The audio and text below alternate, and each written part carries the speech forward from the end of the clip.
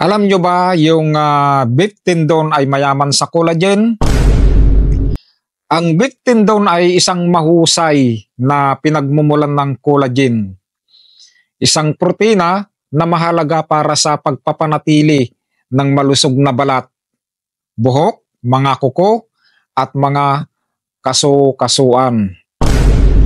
Ang collagen ay gumaganap ng mahalagang papel sa pagsuporta sa elasticity ng balat, lakas ng buhok, kalusugan ng kuko at joint mobility. Sinusuportahan din ang ating joint health. Ang collagen sa beef tendon ay maaring mag-ambag sa pagpapanatili ng malusog na mga joint at cartilage na posibleng mabawasan ang panganib ng magkasanib na mga problema.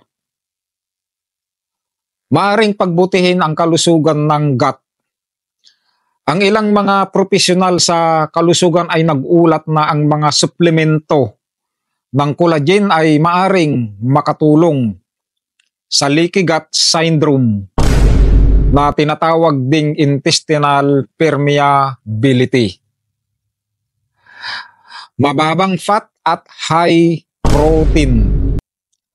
Ang beef tendon ay isang mababang taba, mataas na protina na pagkain na ginagawa itong isang mahusay na pagpipilian para sa mga sumusunod sa isang dieta na mababa ang taba o mataas na protina.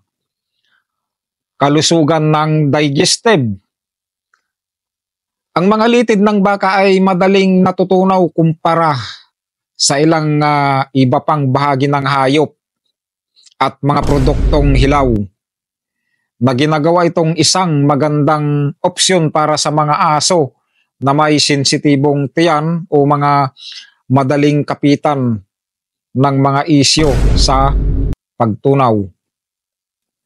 Mayaman sa nutrient. Bukod sa collagen, ang beef tendon ay maaari ding magbigay ng ibang pang nutrients tulad ng amino acids na mahalaga para sa iba't ibang function ng katawan. Maraming sangkap sa culinary. Maaring gamitin ang beef tendon sa iba't ibang pagkain na magdaragdag ng kakaibang lasa at texture sa mga pagkain. Sana po nakatulong. Maraming salamat po.